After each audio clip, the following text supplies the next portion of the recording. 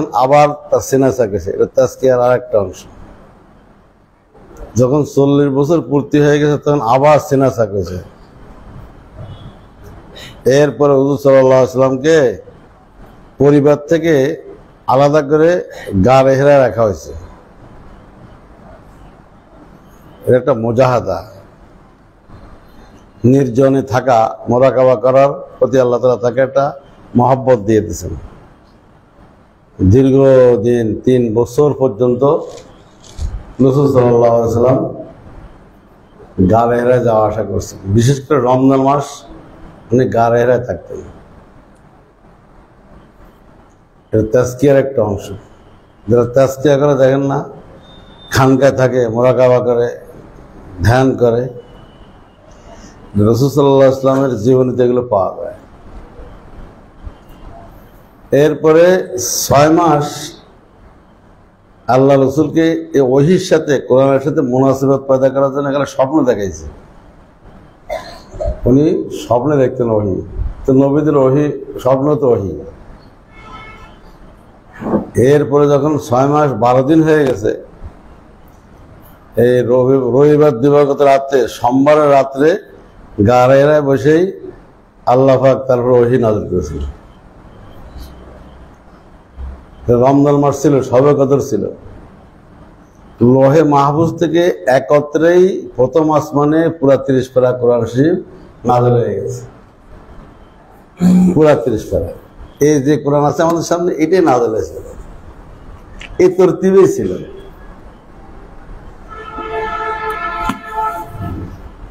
ইন্না আনজালনাহু ফি লাইলাতুল কদর। আনজালনা, আনজালা আর নাজ্জালা দুটো কথা আছে। আনজালা হয় একত্র নাযিল হলে, আর নাজ্জালা হয় খণ্ড খণ্ড নাযিল হলে। কোরআন আনজালাও নাজ্জালাও।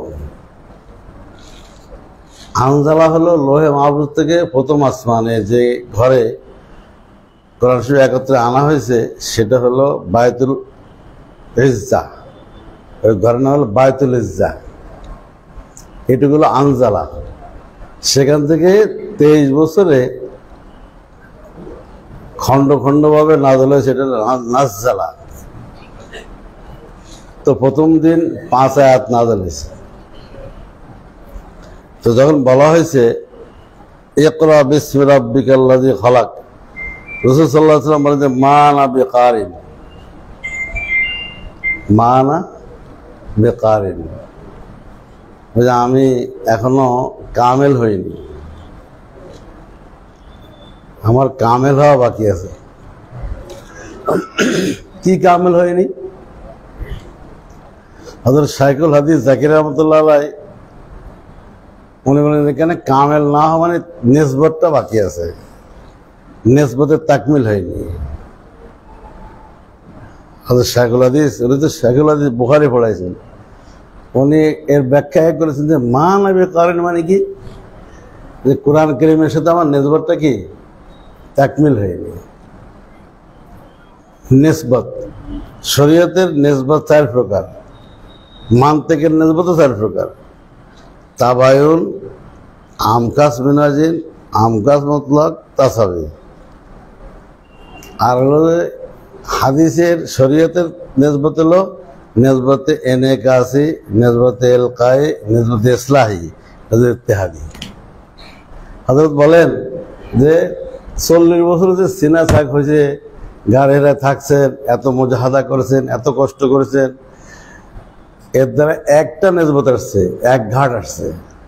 নিসবত মানে আমরা এখন বর্তমান জামানায় মোবাইলে নেট দিয়ে বুঝতে পারি। নেট, মোবাইলে কিন্তু 5টা জিনিস না থাকলে মোবাইল সংযোগ দেয় না। সেট ওকে, সিম ওকে, ব্যালেন্স ওকে, চার্জ ওকে, নেট ওকে, সংযোগ দেবে। একটা না হলে সংযোগ দেবে না। বলো দুঃখিত, সংযোগ দেওয়া সম্ভব হচ্ছে না।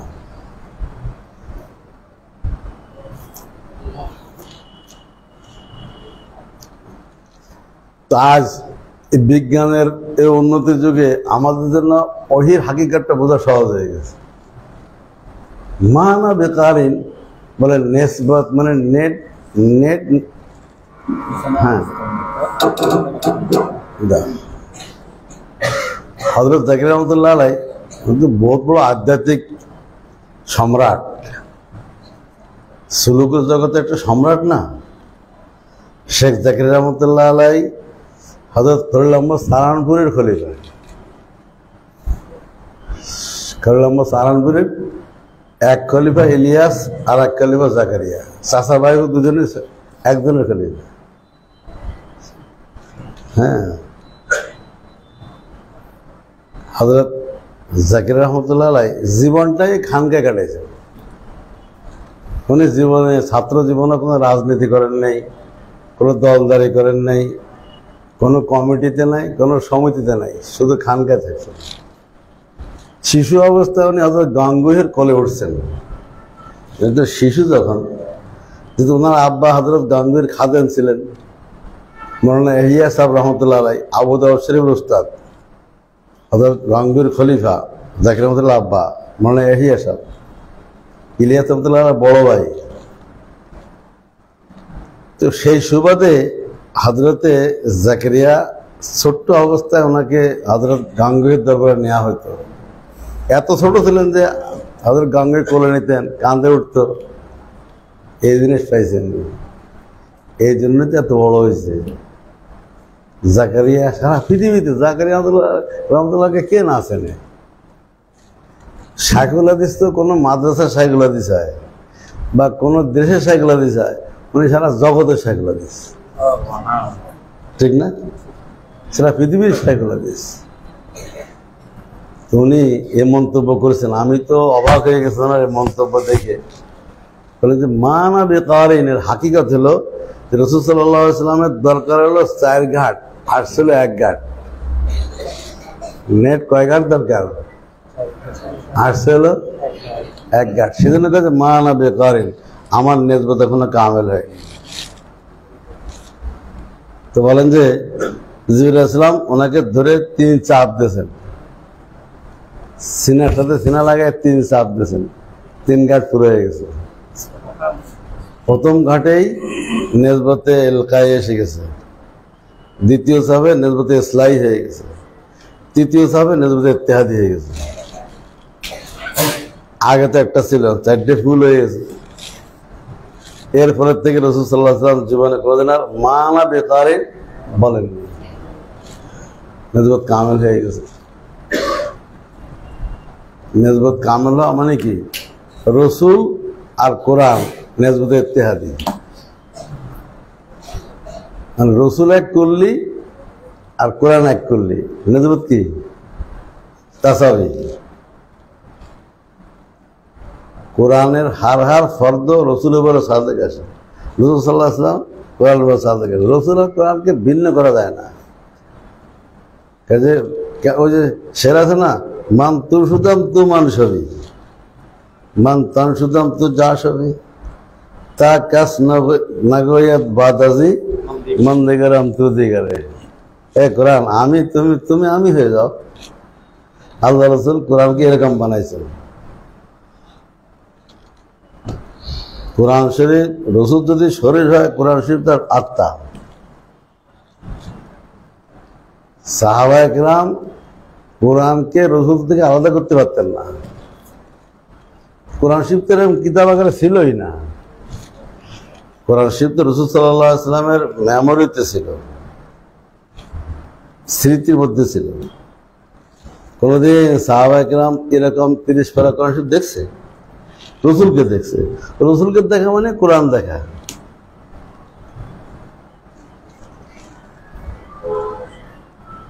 আল্লাহ রাসূল সাল্লাল্লাহু আলাইহি ওয়াসাল্লাম এরপরে খণ্ড খণ্ডভাবে কোরআন শরীফ নাযিল হয়েছে। 23 বছরে 24,000 বার হযরত জিবরাইল আলাইহিস সালামের আশা লাগছে।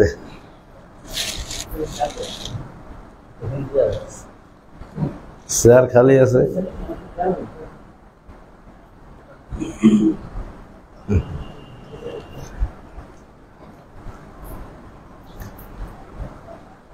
সুবহানাল্লাহ।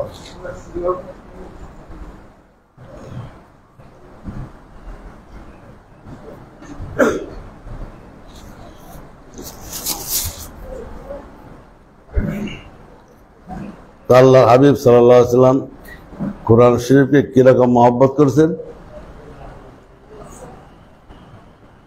নবীর জীবনে কোরআন শরীফ তেলাওয়াত কত ছিল, কত তেলাওয়াত করেছেন। উনি দোয়া করেছেন, আল্লাহুম্মা রযুকনি তেলাওয়াতাহু আনাল লাইলি ওয়া আনান নাহার।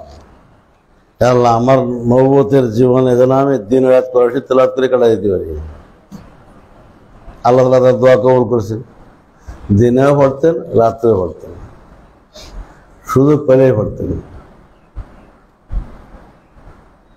অন্য কোনো কিতাব রাসূল সাল্লাল্লাহু আলাইহি ওয়াসাল্লাম পড়েন নাই।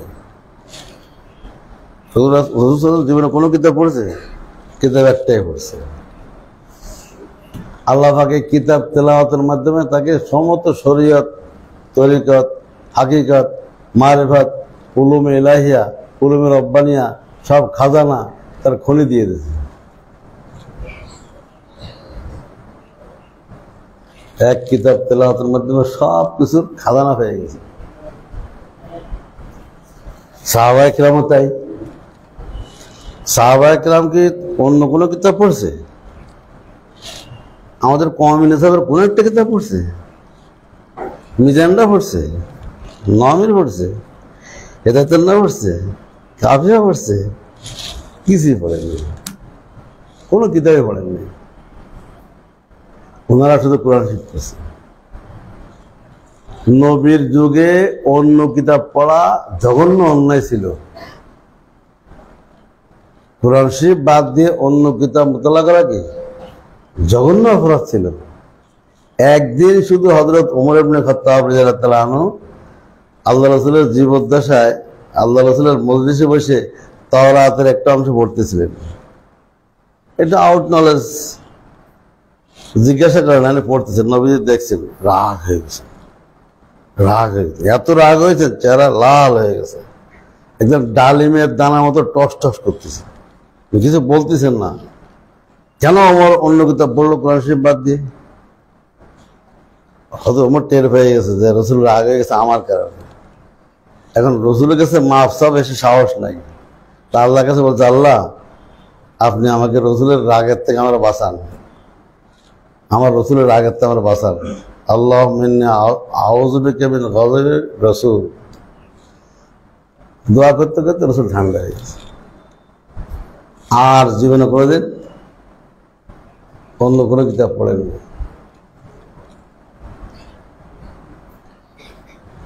সাহাবায়ে কেরাম কোনো কিতাব পড়ে, শুধু কোরআন শরীফ পড়ছে। কত কোরআন শরীফ পড়ছে জীবনে? তো এটা আন্দাজ করা যায় সাহাবাদের জীবনী মোতালা করলে। সাহাবায়ে কেরাম কোরআন শরীফ কত তেলাওয়াত করছেন। কারণ সাহাবায়ে কেরামকে বলা হয় রসুলের ফটোকপি।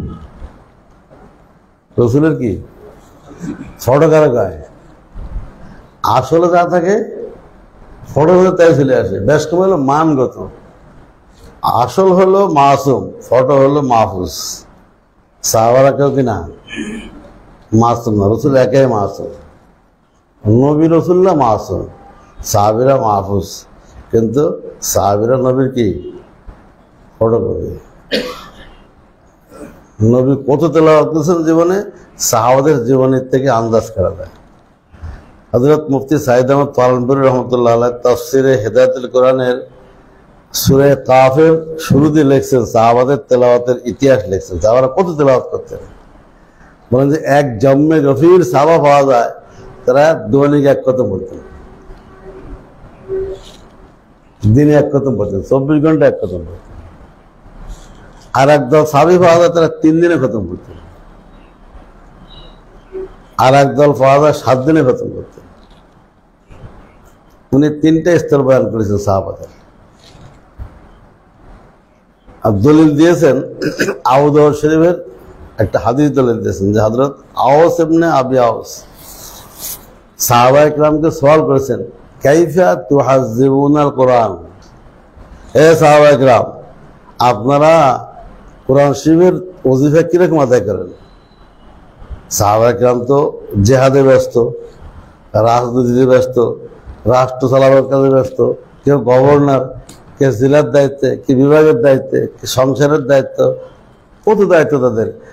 তারপরেও কোরআন শরীফ তেলাওয়াত করতেন। ওনার মধ্যে আমরা 7 দিন একত্র করতাম, 7 দিন একত্র করতাম। সাহাবায়ে কেরাম 7 দিনে, 7 দিনে খতম, 3 দিনে খতম, 1 দিনে খতম, এই সবকটা কোথায় পেয়েছে ওরা? রাসূলুল্লাহ সাল্লাল্লাহু আলাইহি ওয়াসাল্লাম, আল্লাহ রাসূল সাল্লাল্লাহু আলাইহি ওয়াসাল্লামের জীবনের তেলাওয়াত থেকে তারা শিক্ষা হয়েছে।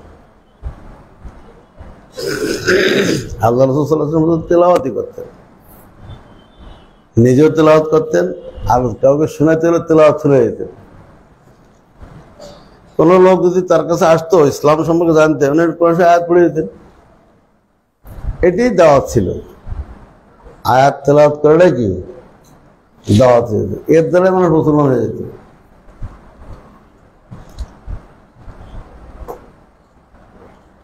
আমাকে একজন হজে বলতেছে, হুজুর কিছু কিছু ইমামের তেলাওয়াত ছিল আমার একবারে কলিজা ঠান্ডা হয়ে যায়, আমার কাছে চোখ দিয়ে ভরে যাবে, আমি মানে নিজেকে সহ্য করতে কষ্ট হয়। আমি যে আরে এই 1500 বছর পরে ইমাম সাহেবের তেলাওয়াত শুনে এরকম লাগে, ওই সময় চিন্তা করতে হবে তাহলে সাহাবাদের তেলাওয়াত কেমন ছিল, রাসূল সাল্লাল্লাহু আলাইহি ওয়াসাল্লামের তেলাওয়াত কেমন ছিল, হযরত জিবরীল আলাইহিস সালামের তেলাওয়াত কেমন ছিল, আল্লাহ পাকের তেলাওয়াত কেমন ছিল। এ কথা বললে সে কথা আমার দিল ঠান্ডা হয়ে গেছে। এখন থেকে আমার কে কি করলো না করলো আমি ওটা চিন্তা না করে পিছনের দিকে চিন্তা করি। এই তেলাওয়াত তো সুন্দর, আগের তেলাওয়াত কেমন ছিল, ইমাম আজমের তেলাওয়াত কেমন ছিল, সাহাবায়ে কেরামের তেলাওয়াত কেমন ছিল, খোদ রাসূলুল্লাহ সাল্লাল্লাহু আলাইহি ওয়াসাল্লামের রাসূল সাল্লাল্লাহু আলাইহি ওয়াসাল্লামের তেলাওয়াত শুনে কঠিন কঠিন কাফেররা দিল গলে যেত, মুসলমান হয়ে যেত।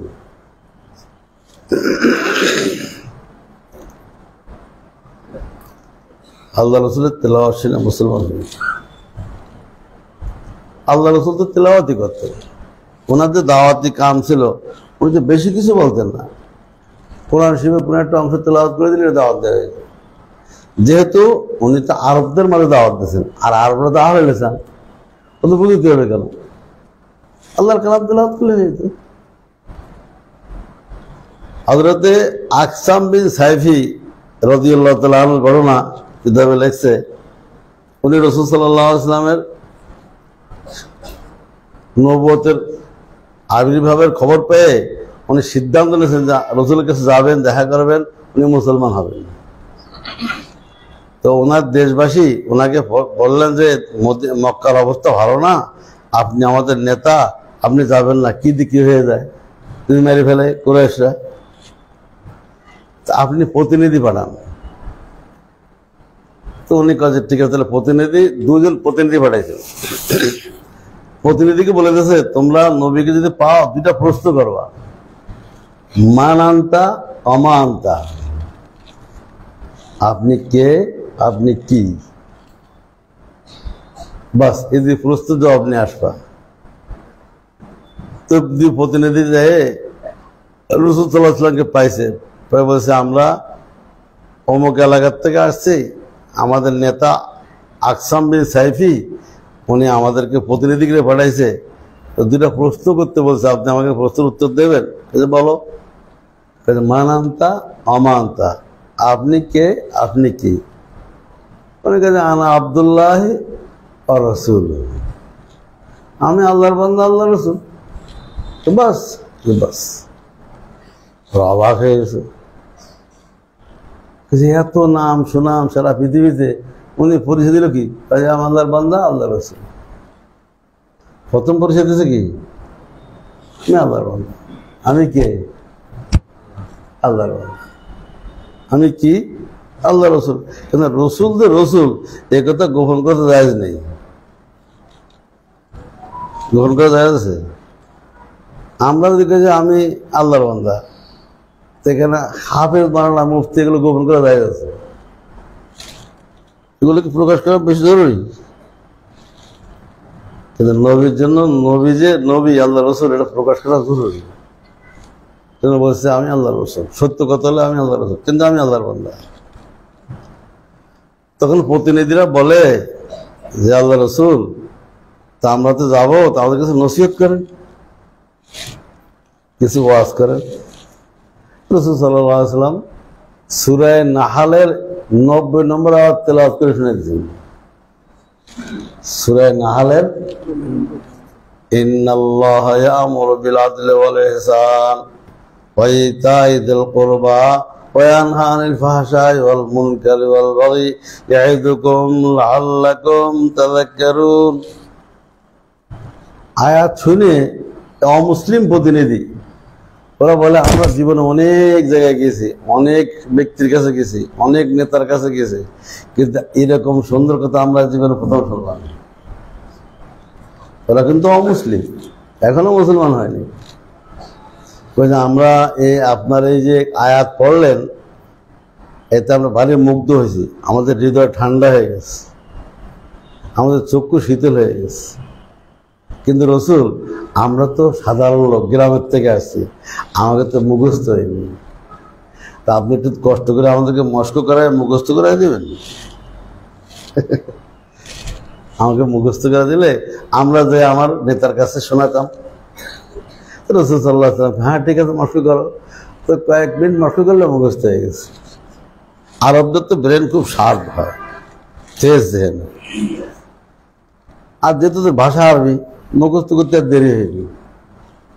মুখস্থ করে তারা চলে গেছে। যাওয়ার পরে যখন তাদের নেতা জিজ্ঞেস করেছে, হযরত আকসাম বিন সাহেব জিজ্ঞেস করেছে, কিরে পাইছো নবীকে? হ্যাঁ পাইছি। কি অবস্থা? উনি খুব ভালো লোক, দেখতেও ভালো, ব্যবহার ভালো, তারপর আপ্যায়ন ভালো করেছে, আমাদের সব কিছু ভালোই লাগছে, এরকম ভালো লোক আর হয় না। সুবহানাল্লাহ। এত নম্র ভদ্র, এত মিষ্টভাষী, এত সুন্দর আচার আচরণ, আমাদের তো পরাণ জোড়াই গেছে ওনার আচার আচরণে। ওনাকে দেখে আমাদের কলিজা ঠান্ডা হয়ে গেছে। তা আমরা ওনাকে প্রশ্ন করলাম, আপনি কে, আপনি কি? তিনি বলছে, আমি আব্দুল্লাহ আর রসুল, আনা আব্দুল্লাহ রসুল, আমি আল্লাহর বান্দা, আল্লাহ রসুল। হ্যাঁ, নবীরা এরকমই হয়, টাকার লোভাত নেই, কি নাই। আমরা বলছি আমি হাফেজ মাওলানা মুফতি, আমি জমিদার সব, চৌধুরীর সব, ঠিক না? উনি এগুলো কিছু বলছে? উনি কুরাইশের সন্তান, হাশেমি, কুরাইশি, পৃথিবীর সেরা বংশের লোক, ওগুলো বংশ পরিচয় দিয়েছে।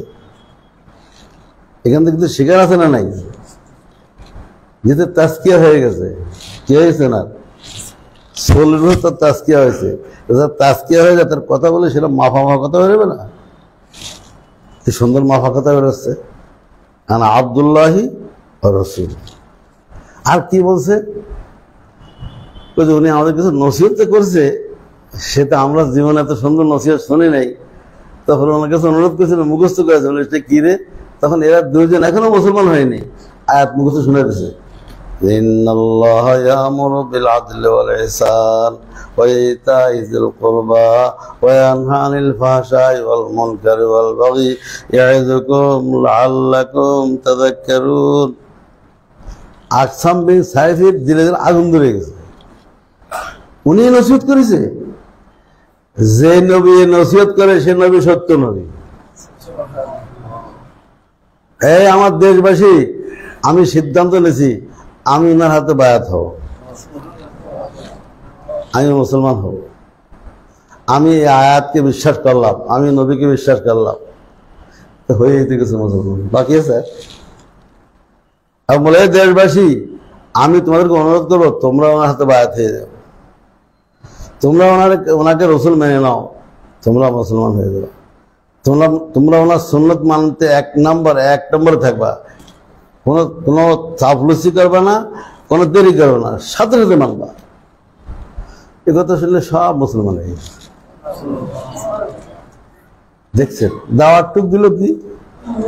একটা আয়াত দিতে পড়েছে, ইয়াতলু আলাইহিম আয়াত, আয়াত তেলাওয়াত করেছে, এটা দাওয়াত হয়ে গেছে। এর তাফসীরে এত লোক মুসলমান হয়ে গেছে। ওখানে পিছনে বসলেন না ভাই, সামনে চেয়ার খালি আছে, বসে পিছনে বসা কি সুন্নত? এখানে আসেন।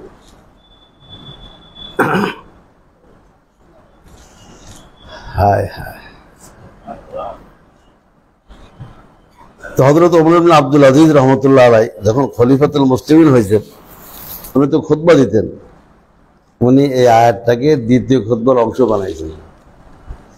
এই যে আমরা সানি খুতবার মধ্যে এই আয়াত পড়ে খতিবের নামে না, এখান থেকে শুরু হয়েছে। হযরত ওমর ইবনে আব্দুল আজিজ মাত্র 1 বছর সময় পেয়েছে, 1 বছরে যে কাম করে দিয়ে গেছে, তার মধ্যে তার একটা অবদান হলো কি, এই সূরা নাহলের আয়াতটাকে খুতবায়ে সানিয়ার অংশ বানাইছে। ওনার কথা হলো যে আয়াতের প্রভাবে দলে দলে কাফের মুসলমান হয়, তো সে আয়াতটা যদি মুসলমানের শুক্রবার দিয়ে শোনে, তো এরা ফাসেক আশেক হয়ে যাবে না? ফাসেকরা কে যাবে? এই আশা নিয়ে উনি আয়াতকে খুতবার অংশ বানাইছে। কিন্তু কিছু হয়েছে?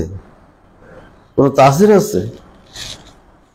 মুসলমানের আয়াতের অর্থ জানে, আয়াত পড়তে জানে, তাসির হবে কেন? এজন্য ইমামদের উচিত যে মুসল্লিদেরকে আয়াতের হাকিকত বলে ভাই মুখস্থ করেন, এর অর্থটা বোঝেন। তখন ওই যখন মুখস্থ করবে আর অর্থ বুঝবে, আর জুমার নামাজ আসবে, আর খতিব তিনজন শুনবে, আর দিলের মধ্যে তড়ফড় শুরু হয়ে যাবে। ঠিক কিনা বলেন? রাসূল করিম সাল্লাল্লাহু আলাইহি ওয়াসাল্লাম 1 নম্বর কাজ করতেন সাহাবায়ে কেরামের যুগে, ইয়াতলু আলাইহিম আয়াত, তেলাওয়াত করতেন, আর তেলাওয়াত করতেন। আর যারা তেলাওয়াত শুনে কোরআন শরীফের প্রভাবিত হইতো, মুসলমান হইতো, ওনারা তো বায়াত হতেন, এদের করে তাজকিয়া করতেন। হয়েছে কি, আগে ইমানদার বানাতেন, পরে কি করতেন? ইমান তো একটা তাজকিয়া, ইমান তাজকিয়া না? শিরিক থেকে বেঁচে গেল, কুফর থেকে বেঁচে গেল। ইমানদার যখন ইমান কবুল করে, তখন তো একটা তাজকিয়া হয়ে যায়। ইমানদার আল্লাহ তাআলা বলেন, যারা ইমান আনে আল্লাহ তার ওলি হয়ে যায়। আল্লাহু ওয়ালিয়ুল্লাযীনা আমানু, আল্লাহু ওয়ালিয়ুল্লাযীনা আমানু। যে কাফের ইমানদার হয়, আল্লাহ পাক তার ওলি হয়ে যায়, আল্লাহ তার বন্ধু হয়ে যায়। বন্ধু হয়ে কি করে? বন্ধুর সাথে বন্ধু সুলভ আচরণ করার জন্য তিনি কি করেন? ইউখরিজুহুম মিনাজ যুলুমাতি ইলান নূর।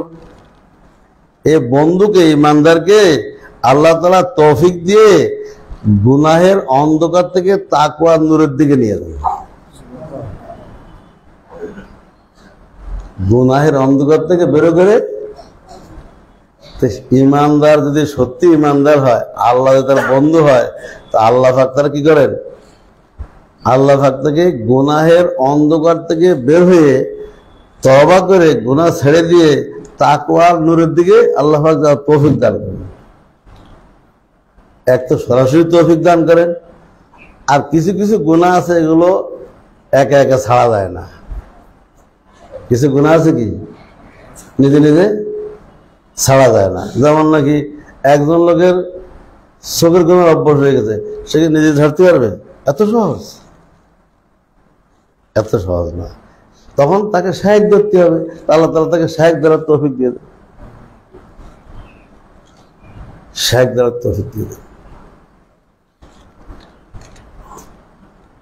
এটাও আল্লাহ ওয়ালিয়ুল্লাযীনা আমানু, আল্লাহ যে ওলি হয়েছে ইমানদারের, আল্লাহ তাআলা তার ওলি হওয়ার অর্থাৎ আল্লাহ তার বন্ধু হওয়ার একটা আলামত, তাকে আল্লাহ তাআলা একটা শায়েক দ্বারা তৌফিক দেন।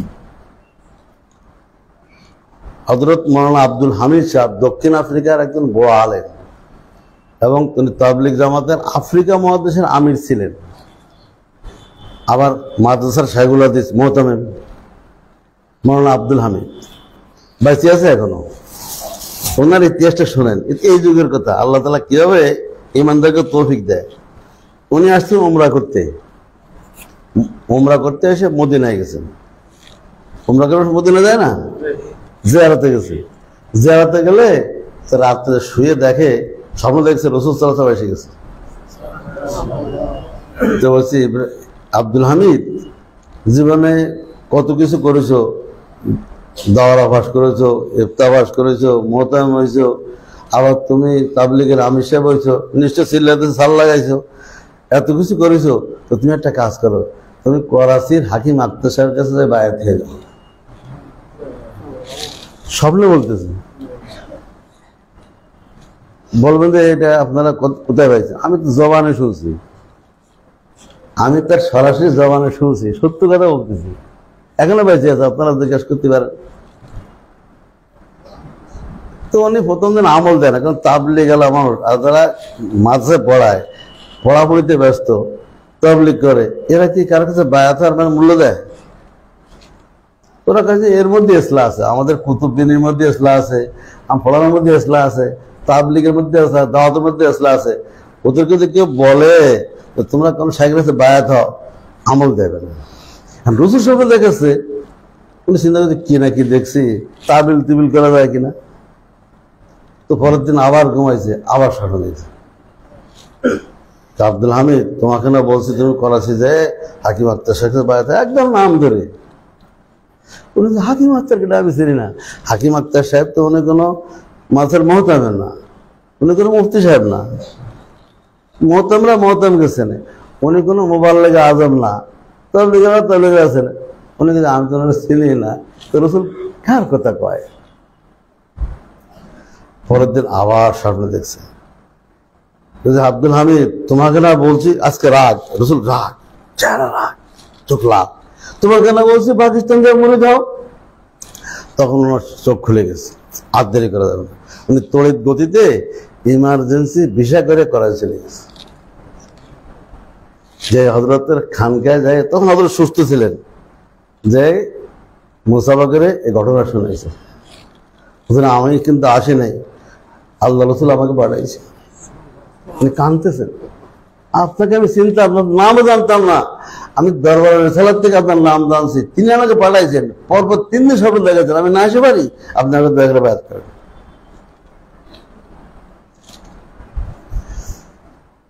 তো বায়াত হওয়ার পরে হযরত বলছেন ঠিক আছে, তুমি যে কাজ করো, তাবলীগ করো, মাঝে পড়াও, সবই ঠিক আছে, সগর গুনাহ করবা না। কি কয়? অবাক হয়ে, আমি তো এই রোগী হুজ জানলো কি রে, আমি আলেম হয়েছি কিন্তু চোখের হেফাজত করতে পারি না, আমি তাবলীগের আমি চোখের হেফাজত করতে পারি না। এই আমার একটা দুঃখ ছিল, একটা জ্বলন ছিল, কিন্তু শায়েখকে বললাম না, জানলো কি রে? আল্লাহ জানাই দিছে। হযরত মুক্তি বেড়েছে কি, তোমার প্রথম সবক কি? চোখের গুনাহ করবা না। উনি তো আরো কাঁদতেছে যে আল্লাহ এই কি মেহেরবানি। এক তো গাছ ধরে নিয়ে গেল শাইখের কাছে, আর এক তো শাইখের জবান ধরে করেছে কি? চোখের গুনাহ করবা না। বাস, আমার তো লিক একটাই ছিল, যখন চাকা পাঞ্চার হয় একটা লিক হয় না, একটা লিক থাকলে কি বাতাস ধরে রাখা যায়? লিক থাকলে পুরা টায়ারটা টিউবটাই কি সুস্থ হয়ে যায়। হযরত থামিমাতুল্লাহ বলেন ইসলাহ কি জিনিস? ইসলাহ কিন্তু বেশি কিছু না। যারা দিনের লাইনে আছে, যারা আলেম, যারা তালেব ইলম, যারা মুবাল্লিগ, যারা দিনের কাজ করে, যারা হাফেজ সাহেব, কিন্তু সব ভালো কাজই করে। ওতে এক একটা লিক আছে, খোঁজ দিতে হবে আমার লিকটা কোথায়।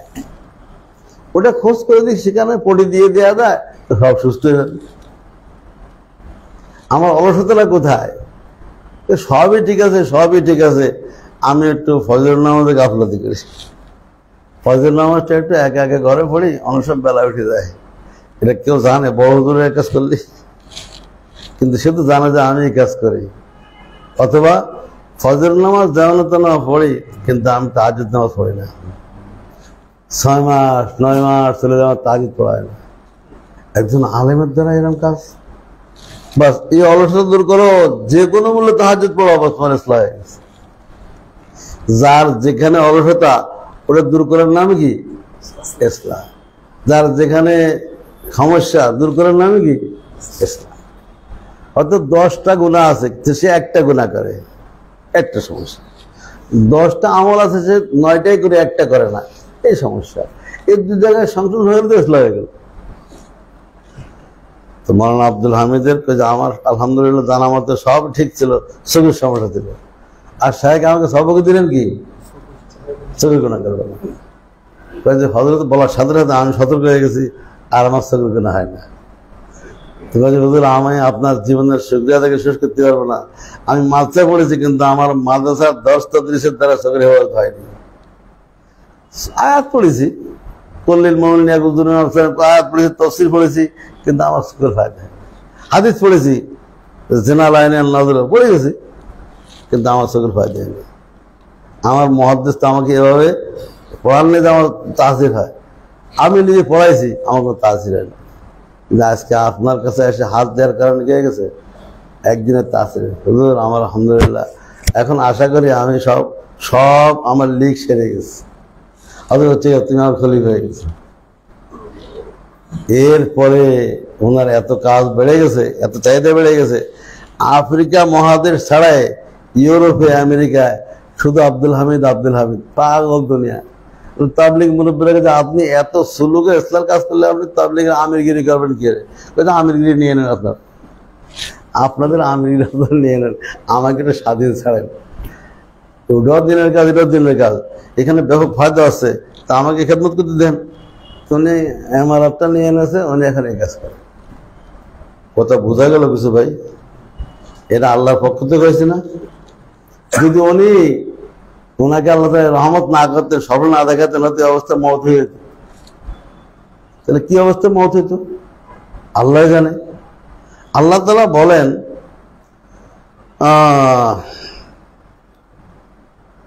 ইন্নাল্লাযীনা ফী কুলুবিহিম মারাদুন ফাযাদাতহুম রিজসান ইলা রিজসিহিম ওয়া মাতু ওয়া হুম কাফিরুন। অনেকের দিলে একটা রোগ আছে, যে সে রোগের ইসলাম না করে রোগ রেখে দেয়, রোগ আস্তে আস্তে বাড়ে, রোগ বাড়তে বাড়তে ও লোকটা ঈমান হারায়, কাফির হয়ে মারা যায়। কিছু কিছু রোগ আছে, এগুলো সাথে সাথে তড়িৎ ব্যবস্থা নিতে হয়। যেমন নাকি আল্লাহর সম্পর্কে একটা এসকাল ভয় হয়ে গেছে, আল্লাহর সম্পর্কে মনের মধ্যে একটা ওয়াসওয়াসা আসছে যে আল্লাহর আগে কি ছিল, একটা কথা শয়তান আনে না। ওই সময় কি চাপা দিয়ে রাখা উচিত, নাকি মুরব্বীর কাছে বলতে হবে? 1 সেকেন্ড দেরি করে দেরি করে বেঈমান। মসলা মাসালের ক্ষেত্রে দেরি করলেও শরীয়তে এটা মানে, ঠিক আছে, পরে জিজ্ঞেস করবা না। কিন্তু তৌহিদের ব্যাপারে, আল্লাহ পাকের ওয়াহদানিয়তের ব্যাপারে কোনো ইশকাল পয়দা হয়, দেরি করলে সে বেঈমান হয়ে যাবে। তো তুমি রিজাবিল কুফর আল্লাহর সম্পর্কে কুফরি ওয়াসওয়াসা আসছে, তুমি চুপ করে রয়েছে কেন? তুমি মুরব্বীর কাছে বলতেছো না কেন? 1 সেকেন্ড দেরি করে যায়। এই মাসালা কোনো দ্বিমত আছে কারণ? যদি কেউ দেরি করে, রোগের থেকে রোগ হবে, আস্তে আস্তে কাফির হয়ে যাবে। একটা ঘটনা বললাম, আল্লাহু ওয়ালিয়্যুল্লাযীনা আমানু ইখরিজুহুম মিনাজ যুলুমাতি ইলান নূর। আল্লাহ পাক মুমিনের জন্য বন্ধু কি সহযোগিতা করে? তাকে গুনাহের অন্ধকার থেকে বের করে তাকওয়ার দিকে যাওয়ার সহযোগিতা করে, সরাসরি সহযোগিতা করে, অথবা যার মাধ্যমে এই কাজটা হবে তার কাছে যাওয়ার তৌফিক দিয়ে দেয়, রাহবরি করে দেয়।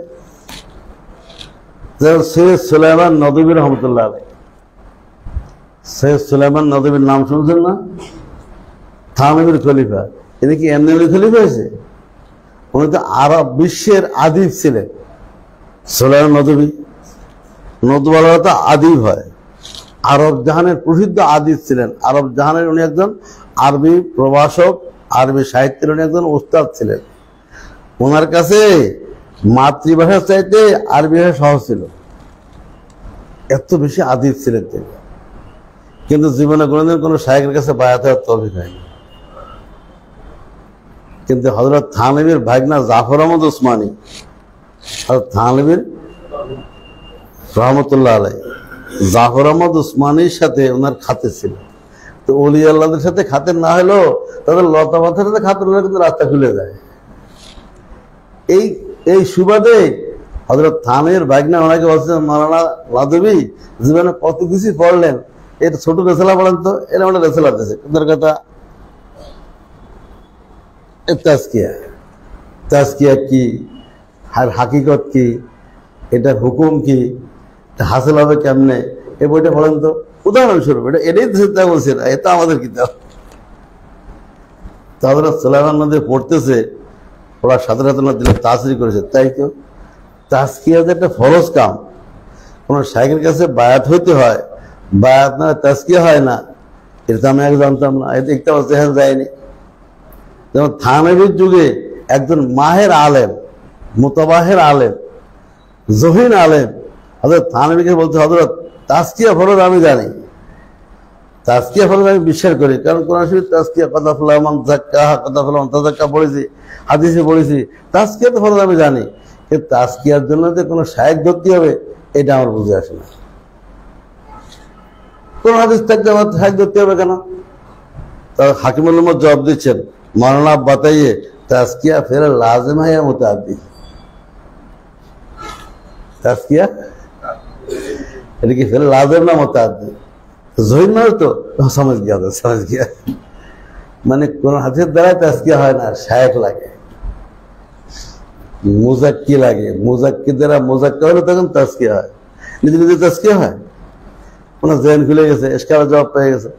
আর সুলাইমান নদীর রেসালা পড়ে কি ওনার ভুল ভেঙে গেছে, আমি এতকাল তাজকিয়ার সম্পর্কে কোনো মেহনত করলাম না, কোনো শায়েখ ধরলাম না, তো আমার তো এখন শেষ বয়স হয়ে গেছে, কি অবস্থা হবে?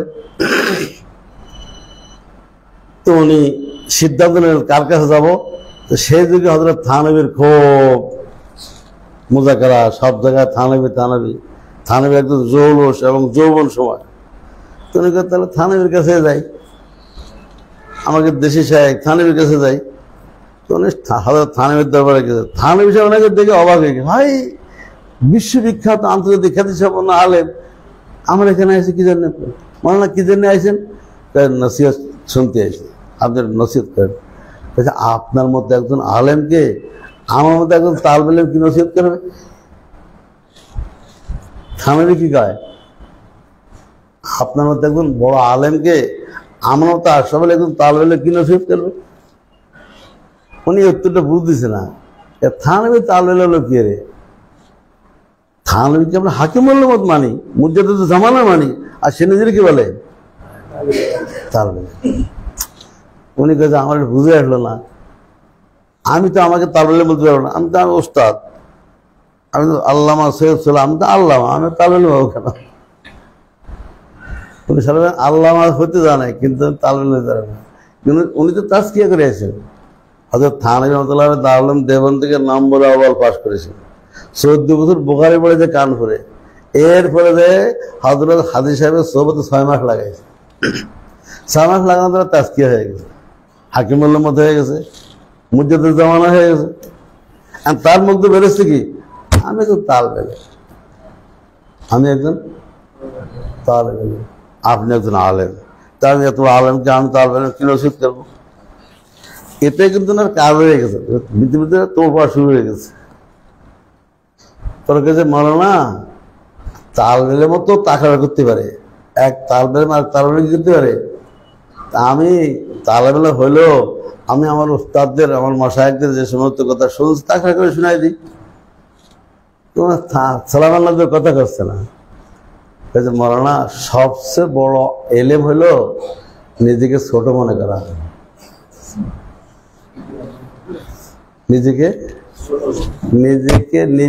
নিজের কাছে নিজেকে ছোট মনে হওয়াটাই হলো বড় এলেম।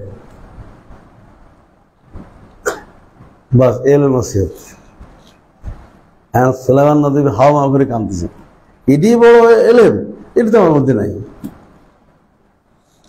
এটি তো আমার মধ্যে নাই। আর থানবী গেলে বড় এলেম, উনি চোখের ধরে কাঁদতেছে, হায় তাহলে জীবনে করলাম কি, আমি তো বড় এলেমই শিখতে পারলাম না। এটার কারণ কি, আমি তাজকিয়া কেন করলাম না, আমি শাইখের কাছে কেন গেলাম না, সোহবতে কেন গেলাম না, সেজন্য আমার এই কমতি রয়ে গেছে, আমি নিজেকে ছোট ভাবতে পারলাম না। পরে বলতে, হযরত আপনি আমাকে বায়াত করে ইসলাহ করেন, আমার জীবন সবই শেষ। তাহলে বলছে, না আমি তোমাকে বায়াত করবো না। কেন, আমি আপনার কাছে বায়াত হওয়ার যোগ্য না? আমি সুলাইমান নদভী, আপনি থানবীর কাছে বায়াত হওয়ার যোগ্যতা রাখেন না? না রে, আমার একটা উসুল আছে, শায়েখরা আগে বায়াত করে পরে ইসলাহ করে, কিন্তু আমি এমন একজন শায়েখ যে আমি আগে ইসলাহ করে পরে বায়াত করি, এটা আমার উসুল। বোঝেন নাই? আমি আগে কি করি, পরে তো আমার ইসলাম করেন। তুমি ইসলাম হবা? হ্যাঁ, ইসলাম হতে আসছি, আমি তো ইসলাম হতে আসছি। আপনি মারেন কেন, আমাকে ইসলাম করেন, আমি ইসলাম হতে আসছি। তাহলে সত্য কথা বলতেছি সুলাইমান নবী, তুমি যে বই কিতাব রচনা করছো, তোমার অমুক অমুক বইয়ের মধ্যে অমুক অমুক ভুল আছে। নিজের ভুল নিজে ধরা পড়ে, তুমি যে দেখো ওই ভুলগুলো তুমি স্বীকার করতে পারো, ভুলগুলো সংশোধন করতে পারো এবং জাতির কাছে মাফ চাইতে পারো, আল্লাহর কাছে মাফ চাইতে পারো, তাহলে আমি তোমাকে আয়াত করবো। তিনি উঠে চলে গেছেন, লাইব্রেরিতে ঢুকছেন, দেখা যায় সত্যি তো আসলে নিজের ভুল তো নিজে ধরা যায় না। নিজের চোখকে নিজে দেখে কেউ? পৃথিবীতে কোনো নিজের চোখ নিজে দেখে? নিজের চোখ দিয়ে সারা পৃথিবীকে দেখে, কিন্তু চোখ দেখতে গেলে আয়না লাগে। চোখ দেখতে গেলে কি লাগে? সারা দুনিয়াকে পড়াইছে, দুনিয়াকে নসিহত করেছে, কিন্তু নিজের মধ্যে দোষ আছে, নিজে দেখে না। এখন হাদিসে বলা হয়েছে আল মুমিনু মিরাতুল, মুমিনের জন্য ওলিয়া আল্লাহর আয়না স্বরূপ। থানবীর সামনে গেছে, এখন নিজের চোখ খুলে গেছে, তাই তো ভুল হয়েছে। থানবী না বললে আমার তে ভুলে ভরে আমি বহাল থাকে, কবর দেওয়া রাখতে। তখন থানবীকে জাযাকাল্লাহ দিচ্ছে, জাযাকাল্লাহ কে চশমাম বাজ কর দি, মুরাবা জানে জানা হামরাজ কর দি। তখন আবার আসছে, হুজুর আমি আল্লাহর কাছে মাফ চাই, আমি জাতির কাছে ক্ষমা চাইছি, কেউ যেন আমার ভুলগুলো অনুসরণ না করে, আর আপনি আমাকে দয়া করে ঠিক আছে, আমার সবকতা করেছো, তুমি ইসলাম হয়ে গেছো, তোমার তো সবই তো গুণে বাড়া। একটা লিখছিল, লিখি একটা লিখছিল, ওরা সেরে গেছে, আর সমস্যা না, আসো বায়াত হয়ে যাও। বায়াত হওয়ার পরে বলে কি সুবহানাল্লাহ, আগেও জিকির করেছি সুবহানাল্লাহ সুবহানাল্লাহ করেছি, অল্প করে নিচে নামেনি। কারণ আমার নিজের কিতাবে এলেম দিয়ে আমি জিকির করেছি। কিতাবে এলেম তো শুষ্ক আর খুশক, যখন সোহবতে এলেম জিকির করা হয় শুরু করেছে, তখন এই জিকিরটা হালকুমার নিচে নামে দিনের মধ্যে আলোড়ন সৃষ্টি করেছে। ইসুপগুলোর বুঝি শুকনো খাওয়া যায়, নামবে যদি পানি মিশাই নেয় সহজে নেমে যাবে। আর যদি শিরার মধ্যে দেয় চিনির শিরা, তখন মজা সে নামবে, ঠিক কিনা? মজাই লাগবে। তো হযরত সুলাইমান নবীর এখন জিকির আসছে শায়েখের সোহবত নেওয়ার পরে, বায়াত নেওয়ার পরে, আর শায়েখের থেকে ওনার মধ্যে একটা যে কি বলে এসে গেছে, কাট আউটে কারেন্ট এসে গেছে। এখন তো ওই কারেন্ট দিয়ে মানে জিকির করতেছে। কারণ বলে কি, আমি আগে তো আল্লাহ আল্লাহ জিকির কত নিয়েছি, আমার কোনো খবর হয়নি। এখন যদি আমি আল্লাহ বলি, আমার সারা শরীর, সারা রূপ, সারা নাসামা আমার শিরশির করে। नाम लेते ही निशा सा छा गया, नाम लेते ही निशा सा छा गया, जिक्र में तासीरे दौर जाम है, जिक्र में तासीरे दौर जाम है। जैसे মনে হয় যে আমি একবার আল্লাহ বলি, তা আল্লাহ তাআলার মহব্বতের মূল্যবান শরবত আমাকে পান করে দেয়। জাম মানে হলো শরবতের পেয়ালা, আর দর মানে ঘুরে ঘুরে আসা। তো তসবির দ্বারা ঘুরে ঘুরে আসে না, কেমন যেন আল্লাহর পক্ষ থেকে মহব্বতের শরবতের পেয়ালা আমার মুখের সামনে ঘুরে ঘুরে আসে, আর আমি একবার আল্লাহ বলি আর একবার পান করি। তাদের থানেও তাদেরকে খেলাফত দিয়েছেন, খলিফা হয়ে গেছে। আল্লাহু ওয়ালিয়ুল্লাযীনা আমানু ইখরিজুহুম মিনাজ যুলুমাতি ইলান নূর। দেখছেন কারবার? হযরত মুফতি মোহাম্মদ হাসান আমরতসরি, জামিয়া আশরাফিয়া লাহোরের বাণী।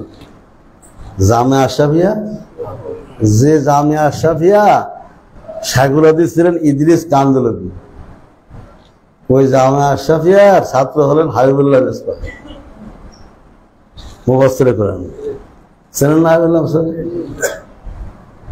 জামিয়া আশরাফের প্রতিষ্ঠাতার নাম কি? মুফতি মোহাম্মদ হাসান আমরতসরি। আমরতসর হলো পাকিস্তানের বর্ডারের একটা জায়গার নাম। পাকিস্তানের ইন্ডিয়ার বর্ডারের একটা জায়গার নাম কি আমরতসর। এই যে কলকাতার থেকে একবার অমৃতসরের ট্রেন আছে, কিন্তু এবারে বলে একটা ট্রেন আছে 3 দিন লেগে যায়। পাঞ্জাব মেল, হ্যাঁ পাঞ্জাব মেল। দেবন্দরা পরে ও ট্রেনে যায়, 36 ঘন্টা পরে সাহারনপুর নামায় দেয়। ওই গাড়ি কিন্তু অমৃতসর যায়, অমৃতসর। মুফতি মোহাম্মদ হাসান অমৃতসরই, উনি বোধ হয় আলিয়া মাঝে পড়ছেন এই জাতীয় কিছু হবে। ওনার কিরাতে একটু সমস্যা ছিল। কিরাতে কি মুফতি সাহেব কিন্তু কিরাত সমস্যা এরকম আছে না? এই জায়গাতে এই কারবারই হয়। মুফতি সাহেব কিরাত পড়তে আসে না, তো অমৃতসরই তো এরকম কিরাতে সমস্যা ছিল। দারুল উলুম দেওবন্দে সাহারানপুরে এখন নিয়ম হয়েছে, দাওরা সনদ নিতে হলে কি বলে কিরাতে সনদ নেওয়া লাগবে। মানে 1 বছর দাওরা পড়তে হবে, কিরাতে পড়তে হবে। তো যদি এই ফাঁকে ফাঁকে কিরাত পড়ে কারি সাহেব সনদ না দেয়, তো দাওরা সনদ দেয় না। সাহারানপুরে আরো কঠিন, এখন 2 পারা 2.5 পারা মুখস্থ শোনাইতে হয়, তাহলে সনদ দেয়। এটা করছে কেন? দেওবন্দের ফারেক, সাহারানপুরের ফারেক একদম ইমামতি করে, কিন্তু তার পিছনে অবজেকশন আসে, হুজুর আপনাদের ফাজেলের দেওবন্দ, ফাজেল সাহারানপুর, তার পিছনে নামাজ হয় না, কেরাত শুদ্ধ। হুজুরের কাছে তাই আমরা তো কিতাব পড়াই দিই, কোরআন শরীফে কি আছে না আছে আমরা যাচাই করি। এর জন্য ওনারাই আইন করতে পারতেছে। তো মুফতি মোহাম্মদ হাসান অমৃতসরী রহমতুল্লাহ আলাই, ওনার সমস্যা ছিল কিরাতের সমস্যা, এবং একটু আলে হাদিসের দিকে একটু ঝোঁকা ছিল, একটু রফে দেন, একটু বুকে হাত আছে না, এটা আমি জোরকে এইসব রোগ ছিল। এই সব রোগ নিয়ে থানভীর কাছে বাঁচাতে গেছে। আর থানভী রহমতুল্লাহ তার কি বলে, উনি ওনার বসিরত দিয়ে ধরে ফেলছে, এ তো রোগী মুফতি মুহাদ্দিস, কিন্তু রোগী, কোরআন শরীফ শুদ্ধ। আবার তাকলিদের প্রতি তার একটু ঢিলা ঢালায়। তো উনি কি করবেন, বলবেন নাকি আমার কাছে মুরিদ দিলে এখানে কেরাত পড়তে হবে, তোমার তাকলিদ করতে হবে, এটা বললে কি থাকবে? উনি হেকমত খাটাইছেন যে মুফতি মোহাম্মদ হাসান যদি আমার কাছে বায়াত হইতে হয় আগে ইসলাহ হয়ে আসো। বলে হ্যাঁ ইসলাহ হবো। কি ইসলাহ হবো? ওই দেওবন্দের দাওরায় ভর্তি হও, 1 সাল লাগাই দাওরা সনদ নিয়ে আসো। এগুলো হেকমত। তো দাওরা সনদ হয়ে গেল, ওই তো কোনো ব্যাপার নাই, মুফতি মানে দাওরা হওয়ার কোনো ব্যাপার না। ওই 1 বছরের মধ্যে আবার কিরাতে পড়তে হবে, খারেজি ঘন্টা ফাঁকে ফুঁকে কারিশর কাছে কেরাত পড়তে হবে, কেরাতে শুরু করতে হবে। আচ্ছা রাজি হয়ে গেছে। আর আমার সাথে এই 1 বছরে সিডি আদান প্রদান করবা, 12 মাসে 40কে সিডি দিবা, সিডি উত্তর সহ আমার কাছে আসবা। 4 নম্বরে তোমার বিবির কাছ থেকে লেখা নিয়ে আসবা, তুমি লোকটা কেমন, বোঝেন নাই? তোমার মুআশারা কেমন, তোমার আখলাকিয়াত কেমন, তোমার আমানতদারি কেমন, এই সব কথা তো সবচেয়ে বেশি কে জানে? বিবি জানে। তুমি ঠিক মতো মহৎ দাও কিনা, খরফর দিয়েছো কিনা দাও কিনা, তুমি তার সাথে ব্যবহার ভালো করো কিনা, না খিটখিট করো, না মারধর করো, না রাগারাগি করো, না জুলুম করো, কি করো না করো, তার কাছে লেখা নিয়ে আসবা। আর মুফতি সাহেব কাছে 3টা তো সুন্দর সবক হয়েছে। তো বন্ধু তাও ভালো কথা, আমি ফাজলে দেওবন্দ হয়ে যাবো, কাসিম হয়ে যাবো, কেরাত পড়বো, তাও ভালো কথা। কেরাত পড়া শেষ আছে নাকি? কেরাত সারাদিন পড়লো কি পড়া শেষ আছে? সিটি দেওয়ার কোনো ব্যাপার না মুফতি সাহেবের জন্য। কিন্তু মুশকিল হল সবচেয়ে কি, বিবির কাছ থেকে আমি লেখা সবক আপনি থানবি তো না হলে বায়াত করবে না, কঠিন সবক। উনি কিন্তু ইসলাম আলে বায়াত করবে না। উনি 1 বছর ধরে বিবিকে শুধু ভালো খাওয়ায়, ভালো পড়ায়। হ্যাঁ, এখন আর কিছু বলা লাগে না, আগে আগে নিয়ে যায়। আমাদের শেখ আমাদেরকে শোনাইছেন এই ঘটনা, মৌলানা হাকিম আক্তার সাহেব ঘটনা শোনাইছেন। উনি রসিকতা করে বলেন কি, পহলে ডান্ডা মারতে থে अब अंडा खिलाते हैं, पहले डांडा मारते थे अब अंडा खिलाते हैं, मिरिंडा भी खिलाते हैं। উনি মিলে মিলে কথা করতো। 1 বছর আন্ডার মিরিন্ডার বরকতে বিবি তো স্বাভাবিক হয়ে গেছে। আর প্রায় খালি 3 পিস কিনে দেয়, এই দেয় তা দেয়। এখন আর কিছু বলা লাগে না, কারণ তার উদ্দেশ্যটা তার কাছে এই করতে হবে, সনদ নিতে হবে, কার একটা সার্টিফিকেট। 8 লাখই সনদ দিতে হবে। তো উনি 1 বছর দাওরা পড়ছেন, 1 বছর কেরাত পড়ছেন, সনদ পেয়ে গেছেন, 40 কাছে হেঁটে দিয়েছেন, উত্তর সহ এর বিবির কাছে গেছে। বিবি থানবির কাছে গেছিলাম মরিদ হইতে, উনি আমার 4টে সবক দিয়েছে, দাওরা পড়তে গেছে, পড়লাম, কার সে কেরাত পড়তে গিয়ে তা পড়লাম, এখন 40 কাছে দিকে তাও দিলাম, সবই হয়ে গেছে। আর একটা সবক দিয়েছে, তোমার একটা সনদ লাগবে, আমি ভালো মানুষ কিনা। আচ্ছা কও, বিয়ের পর থেকে এই যাবো যা গেছে গেছে, মতো 1 বছরের আমল দেখে, আচার ব্যবহার দেখে একটা লেখা দেওয়া যায় না?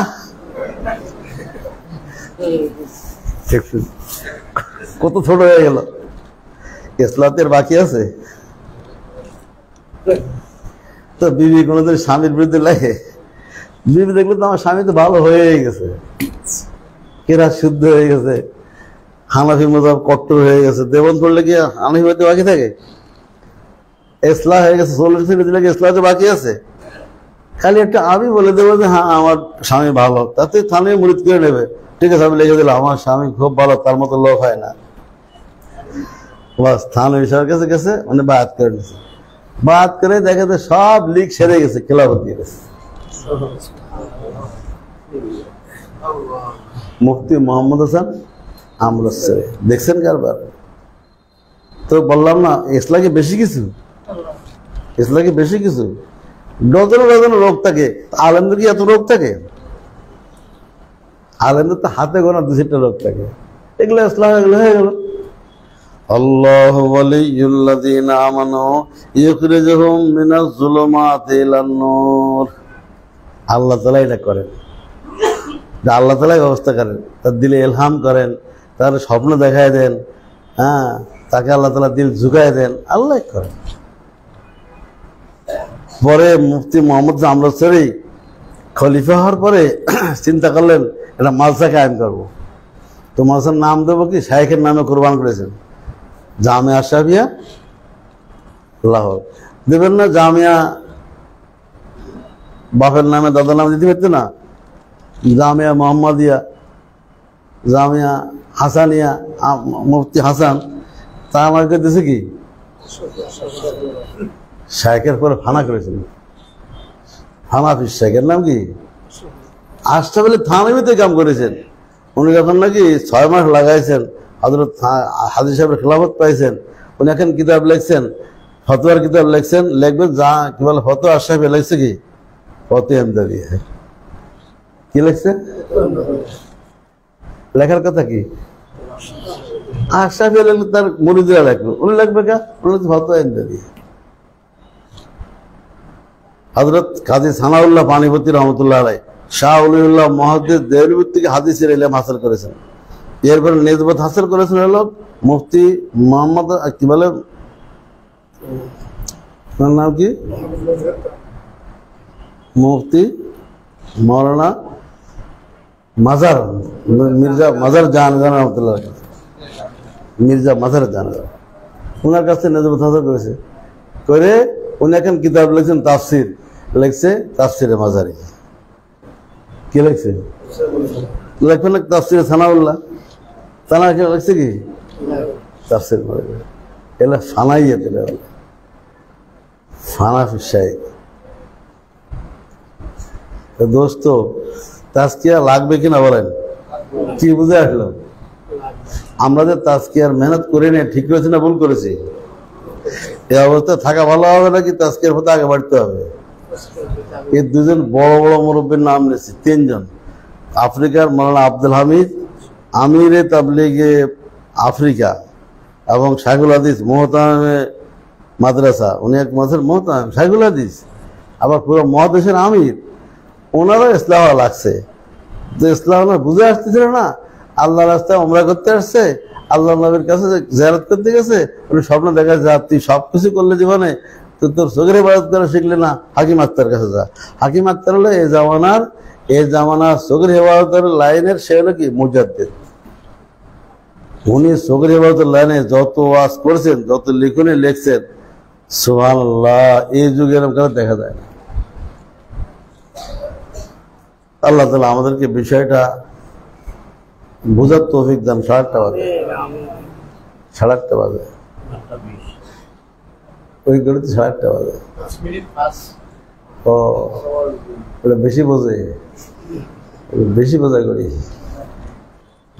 বেশি বোঝা পারো না, কম বোঝা পারো না, ঠিক ঠিক বোঝা পারো। ঠিক আসলে বাজে কটা? 25, 20 বাজে, 10 মিনিট ফার্স্ট। দেখছেন তো ভাই, আমরা আপনাদেরকে কতগুলি আমাদের খানকার থেকে কিছু বই, এই জাতীয় ইসলামী বই বেরিয়েছে, তার মধ্যে একটা হলো 77 শাখা। হয়তো আমি সেক্ষেত্রে বলছি তো, এটা তো আরো আস্তে আস্তে এই 77 শাখার বিষয়ে অনেক লম্বা কথা আছে, বলার সময় নাই। তাজকিয়া আছে, আর একটা হলো মুহাসাবা। মুহাসাবা আমি অনেক মাসে গেলে বলি, ভাই এলেম তো আছে, আমল নাই, কেন মুহাসাবা নাই? এলেম আছে, আমল নাই, কেন নাই? এই যে পরীক্ষা হচ্ছে, কেন? মুহাসাবা হচ্ছে। পরীক্ষা যদি না থাকতো, ছেলেবেলে কোনো এলেম থাকতো? পড়তো? মানুষ পড়ে কেন? পরীক্ষা দিতে হবে।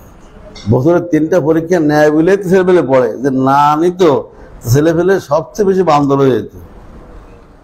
ছাত্ররা হুজুরকে পরোয়া করে কেন? পরীক্ষার কারণে।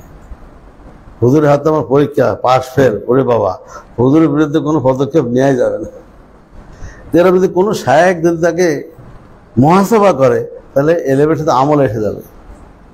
দেখেন নুরানিতে যে এলেম দেয়, এই এলেমগুলো যত হাদিস মুখস্থ করায়, যত মাসাইল মুখস্থ করায়, এগুলোর কি আমল হয়? যত দোয়া মুখস্থ, উদাহরণস্বরূপ মসজিদে ঢোকার সুন্নত কয়টি? 5টি। বিসমিল্লাহ বলা, দুরূদ সালাম পড়া, দোয়া পড়া, ডাইন পাতে ঢোকা, ইতিকাফ নিয়ত করা, তাই না? আপনি সব ছেলের কাছে কিন্তু মুখস্থ। তা আপনি কোনো তো বলবেন, এই তোমরা কি আজকে এই 5টা সুন্নাত একবার ঢুকছো মসজিদে?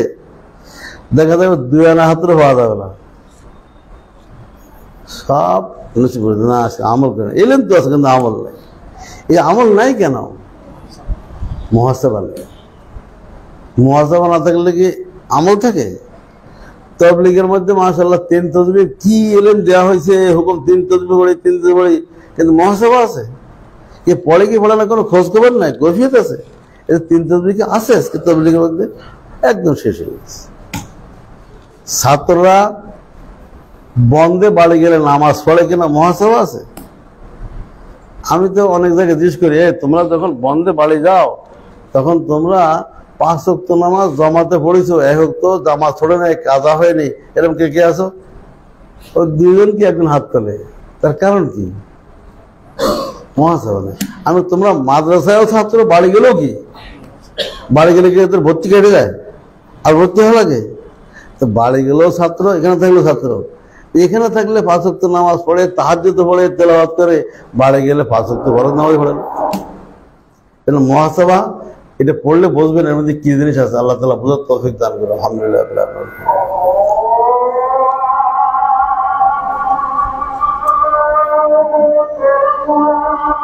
আমিন।